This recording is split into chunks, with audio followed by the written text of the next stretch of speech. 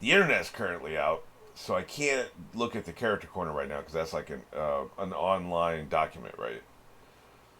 So I have to just go from memory, and that's a very scary prospect. I'll burn in hell before I ever say they need Buggy, so we're not doing that. I guess Jimby is the obvious thought. He could probably attack Big Mom's ship. And, you know, if you think about this storyline, there's a reason. I assume it's probably just a hope. I don't think assumption is a good word. I'm hoping Jimby joins the Straw Hats at some point. They have the door open. I think it's going to happen, but I think the author has some storylines he wanted to go through before he added Jimmy the crew, because Jimmy can solve some of these things. He could attack Big Mom's ship. He could have backed up Law. You know, he's better in the water than on the ground, but like we have a lot of water escapades. He could have taken out the fish at the bridge, right? He could have been in the water, and you know they would have had no problem whatsoever. There's a lot of things he could solve by being around. So that's why he didn't join the crew. He had business to take care of. See, you would just say, no, I'm not joining you if he's never going to join the crew. That's why I say assumption. I guess I'm talking this out. I think that's why I said assumption. Because you just say, no, mofo. I ain't joining the crew. What the hell are you talking about? They didn't do that. So, but they wanted to leave the door open, but they had to explain why he didn't join immediately. So he had unfinished business, right? So he would be the reinforcements we need. He's got the power, he's got the affiliation, he's got the temperament, and the level of competence, by the way. The only other thing I can think of, and I don't know if Law's crew is still alive, I think he might have killed them to buy his way into being a warlord, right? So, if his crew's still alive, they could jump, they could show up. I don't know if they're very powerful, but like they could show up. I wonder if Marco would ever show up. Marco was with Whitebeard, right? He was Whitebeard's right hand man. It wasn't like he was, because I feel like some of these pirates that showed up, maybe I'm wrong about this, they were just kind of like mercenaries, hanging out. No, Marco was one of the core members of Whitebeard's group. He's out there somewhere. I like him a lot. Love to see him show up. He's got a great power to use, right? I don't know, man. It's we've got the Ice Admiral, who's a mercenary now, free agent. There's some people out there, but I don't know if we're getting help from anybody. I don't think we're getting help from what's his name. We need it though. We definitely need it. At any rate, let's go ahead and get into it. We are going on one. 3, 2, 1.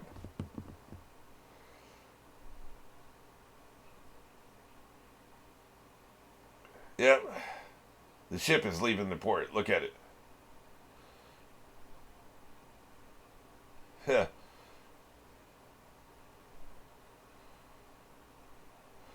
Luffy can't leave the Coliseum. He's got to get this fruit, man.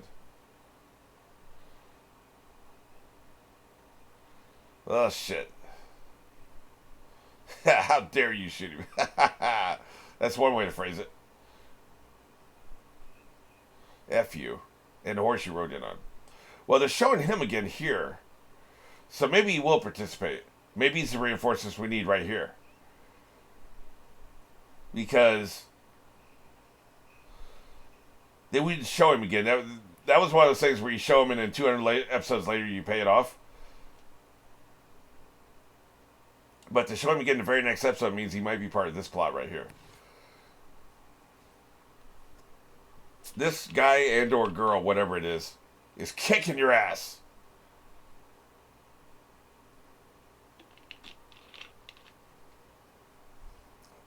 I love the tee-hee attitude, right? Tee-hee, tee-hee.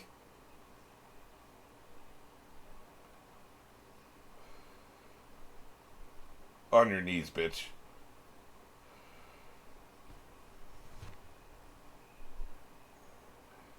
Dellinger, huh? Oh, you finally gonna fight back. Finally. You gonna let this son of a bitch dodge you?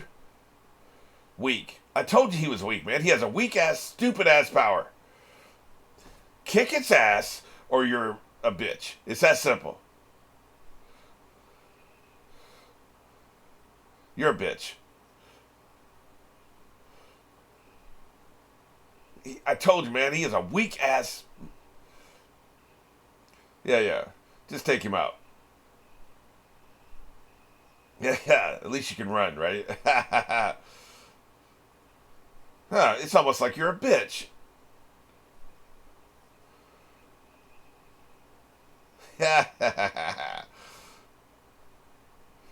Weak.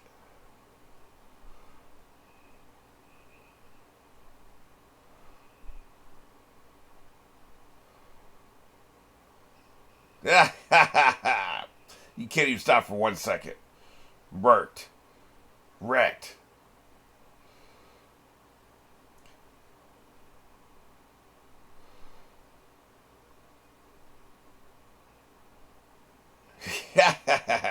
Are we supposed to care about this? Are we supposed to care if he dies? Let me check. I don't. Kick his ass. That's right. Stomp him out. F this guy. Although, the kid's already getting annoying. There's something about him I don't like. Him or her, whatever. It's a... There's like a gloating...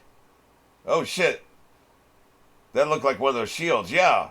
Finally, he entered a supply, huh? Yeah. What are you doing here? Why do you care?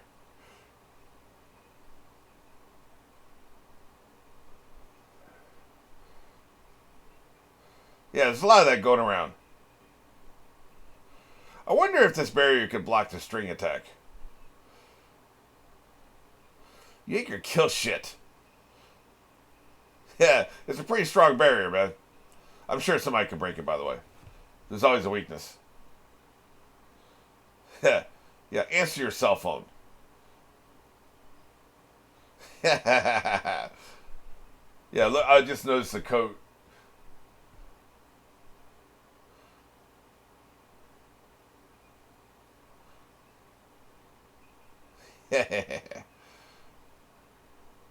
Really?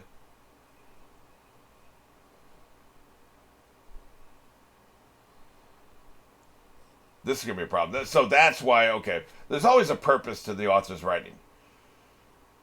I could do an entire essay just on this. Everything is to a purpose. You don't always know what it is. You just got clanked. Go follow your orders, bitch.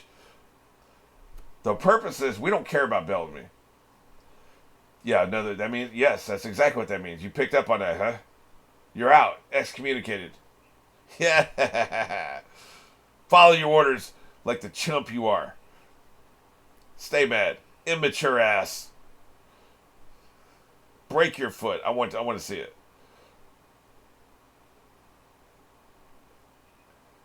it. Big mad. Big mad.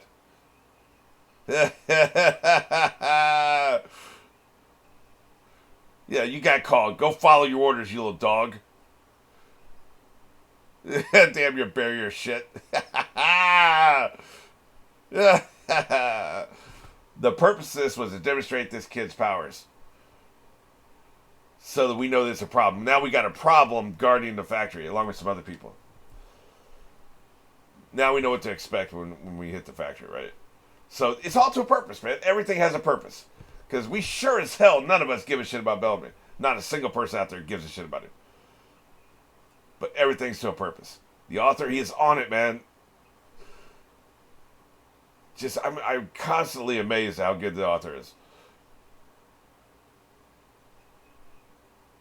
There's no pointless scenes.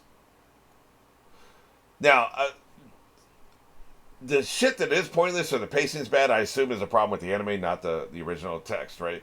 I could be wrong about that. But I'm assuming that... yeah, become a toy. Let me take you over there so you can be turned into a toy. I'm assuming like all the pacing problems I bitch about are the animes, not the original manga, right?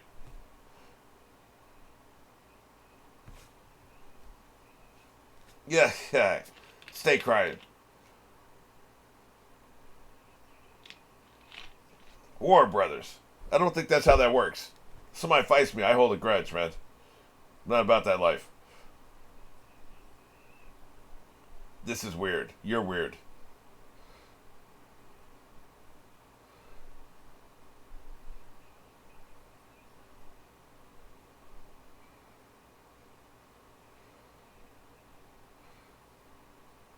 Nothing's changed. You gotta attack, man. Let's see. It's got an official name, which apparently is very exciting. Shut off people? Mysterious factory, huh? I see. Right. Do the little people not need sleep? Or do they mean it's like a couple shifts, but it works 24/7?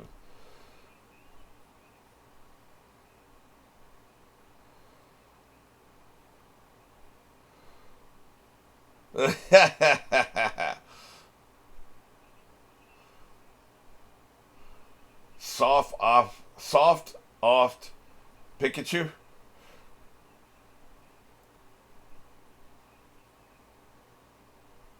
Sound of pain. That's what it means. It means sound of pain.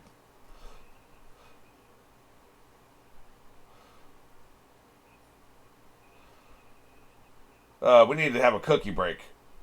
See everybody in 10 minutes. You need to get that son of a bitch. Kill him a lot.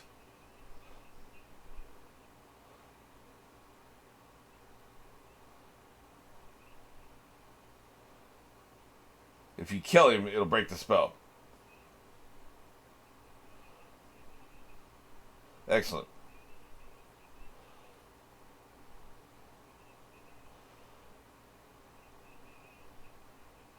Look at the elephant toy.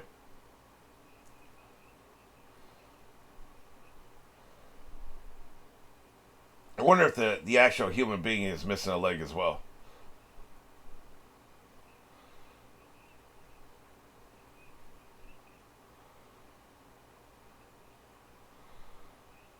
We all got questions.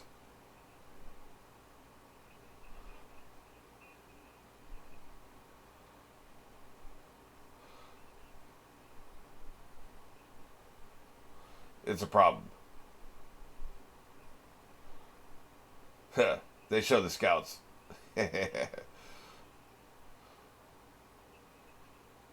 Wait, did I misunderstand? That's the one who makes toys? I thought that big snot guy was the one that turned the people into toys. We saw him.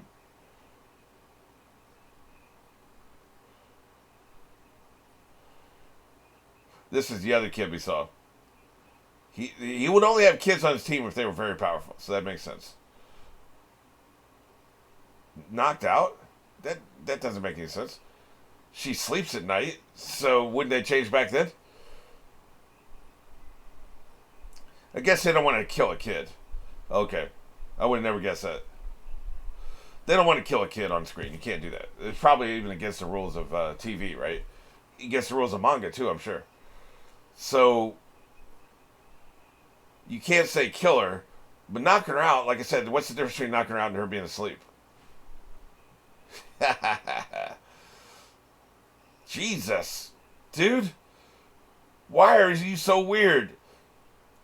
He's always doing too much, man. The hair doesn't need to turn into a damn cannon.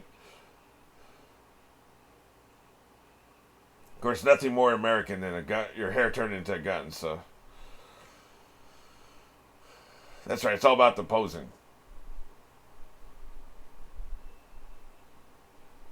So I assume Brooke's going to do something this episode? I doubt it. Somebody was complaining after the time skip that a lot of the characters don't really get a lot of screen time. They don't get a lot of characterization. Generally, I think that's true. I mean, how much have we gotten with Brooke? Almost none. I mean, we see him doing shit, but you know what I'm talking about, characterization.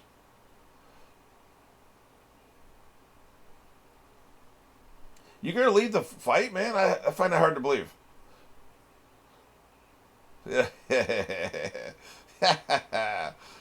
Well, we'll grab plenty of room. I assume he'll have an armada at some point, right?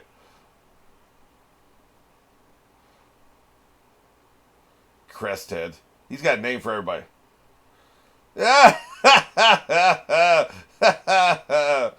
What's up with Bellamy? He's got a medical condition. Don't worry about it. Low blood pressure. Blood sugar, whatever. Dumbass. What's up, Bellamy?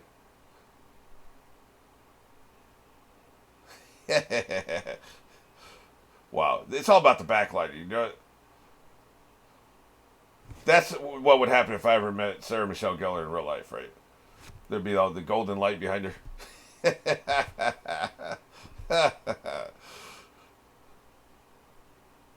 Good shit.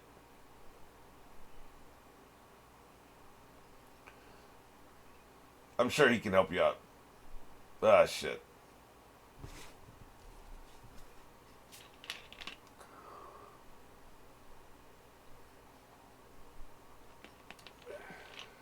Right. That's why they got the C prism window barriers. He can get out. If he's in the arena, he can get out. He can just go over the top. You know, rubber.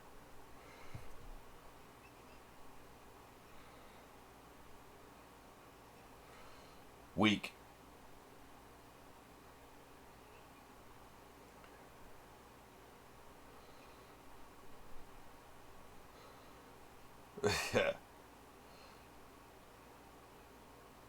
Good shit. We need the barrier guy too.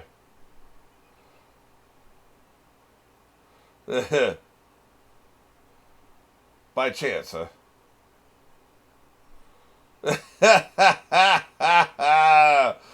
Fair enough. He betrayed you first. F him. Shut up.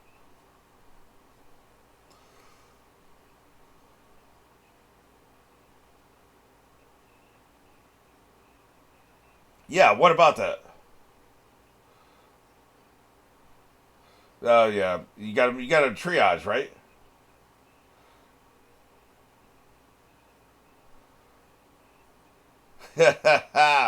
Really?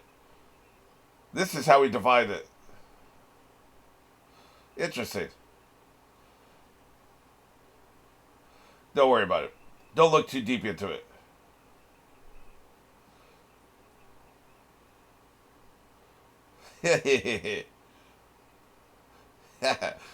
That's satirizing, by the way. In movies, you'll have people with their back to the room, talking to everybody in the room. Nobody does this, ever. Nobody has ever done this in the history of mankind. But they do it because it looks cinematic. It looks good on screen. I don't know if they were making fun of that on purpose, but they were definitely making fun of it. Show us your goggles. Say, you look familiar. Oh, really? He's doing it for Ace. Yeah. They're really doing this right away, huh? Who the hell are you? Yeah, anybody can. What are you talking about? Yeah. Well, I'm Ace's brother, too. Metaphorically. Shut the hell up. Yeah, I knew he wasn't dead. Show tried to gaslight me. I knew it. One person I knew wasn't dead isn't dead. I'm still thinking about Zoro's childhood girlfriend. Huh. Don't you recognize him? What's up? I don't think he does. It's been 10 years. Or something like that.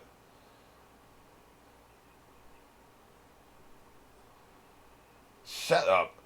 Quit running the moment. No, he's not mad. He's emotional. Does he really recognize him? Yeah, I think he just did. Hey, man, I thought you were dead. Maybe he'll get the flare fruit. He'll get Ace's power if he doesn't have one already. That would be acceptable. I would be okay with that. Yeah, give me his name. What the hell is his name?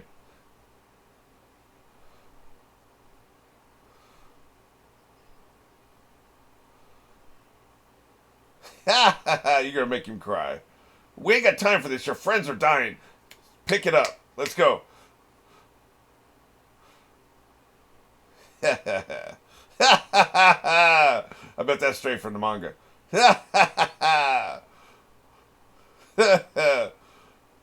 People outside is like, what the hell is that noise? Somebody strangling a cat?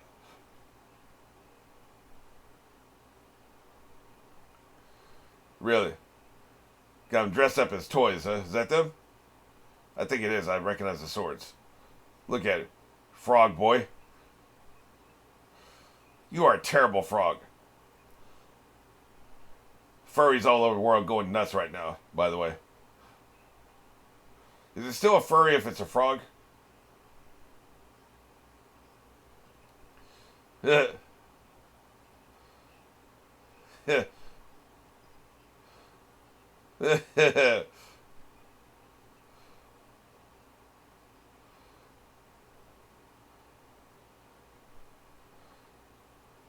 He's gonna fight it like that, huh? Put on the mustache? Yeah, there you go. This is acceptable.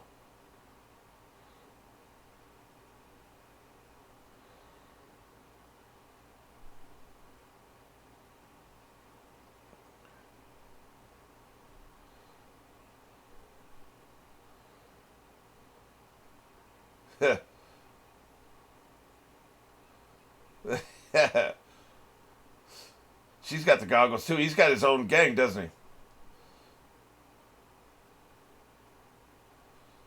Interesting.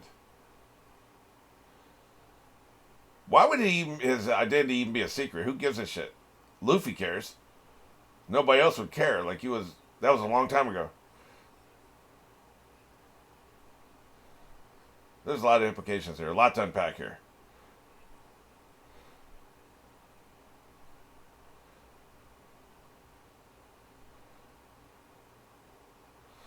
I didn't clock that Luffy was also with them, right?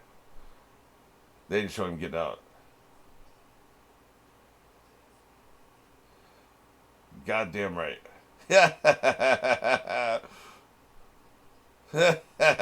You gotta pull it together, man. So I guess fanboy is all about it, huh?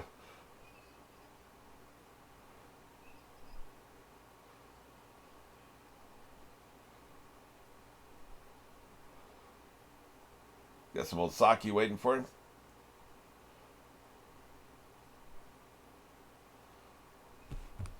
It's very rare for this show to not show us every moment, you know. I mean, we don't see the characters using the bathroom, but I'm saying that, like, we just jumped from him being inside the Coliseum, which is, you know, you can't get out. Now, I know that Bellamy said there's a way out. You follow him, you can get out. Okay, fine. But they didn't show it. You would think they want to pad out the running time. That's all they ever do, right? That's the whole reason we get the recaps at the beginning. We're trying to stretch the time. You could have easily burned up 3 minutes showing him getting out of the Coliseum. Maybe have a couple of Marines they got to walk past, show them getting the costumes, the cosplay. Dude, you counting the costumes, you wasted 5 to 8 minutes of screen time. You could have done a third of an episode, maybe half an episode just on that. Maybe I'm exaggerating a little. Maybe it wouldn't take that long. But that's what it threw me for a loop. Like, I was like, what the hell's going on? Like, I didn't realize Luffy was with him. I thought that Zoro and the samurai had decided to just go on their own. Even with the crying, I thought they were hearing him crying from inside, and they were talking about it. Even though it was three, like, it just threw me for a loop. It's like, how the hell did he get out here? I'm not complaining. I don't think it's a problem. I mean, yeah, let's have some expediency with our storytelling. I'm very impressed, actually, that you would actually do that. Usually, your self-indulgent ass, this would be a quarter of an episode at least. It just threw me for a loop. It was just, I'm not used to that. I'm not used to them just jumping ahead, right? So it wasn't until I saw his face I was like, okay, that's what's up. Interesting.